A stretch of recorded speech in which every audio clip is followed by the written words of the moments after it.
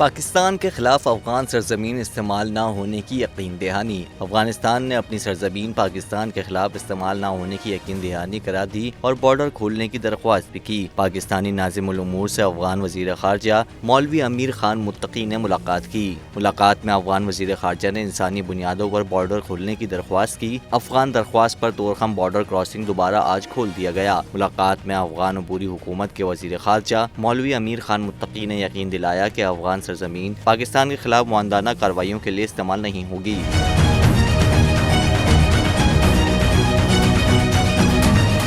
Torkham border Pakistan اور افغانستان کے درمیان ایک اہم سرحدی گزرگاہ ہے۔ طورخم بارڈر 6 ستمبر کو پاکستان اور افغانستان کے درمیان کشیدگی کے باعث بند کر دیا گیا تھا، جب افغان سرزمین پر سرحد کے قریب تعمیرات کی جا رہی تھیں اور اس دوران سیکورٹی فورسز کے درمیان فائرنگ کا تبادلہ بھی ہوا۔ بارڈر بند ہونے کے باعث گزشتہ 10 دنوں میں سرحد کے دونوں جانب ہزاروں کارگو گاڑیاں پھنس گئی تھیں، لیکن آج طورخم بارڈر کھول دیا گیا، جس کے بعد تجارتی سرگرمیاں بحال ہو گئی ہیں اور امپورٹ ایکسپورٹ گاڑیوں کی آمد و رفت شروع ہو گئی۔ کسٹم انٹیلیجنس کا کہنا ہے کہ طورخم بارڈر بندش سے اربوں روپے کا نقصان ہوا ہے، جبکہ تاجروں کا کہنا ہے کہ کاروباری سرگرمیاں شروع ہونے سے دونوں ممالک کے درمیان تجارتی تعلقات مزید بہتر ہوں گے۔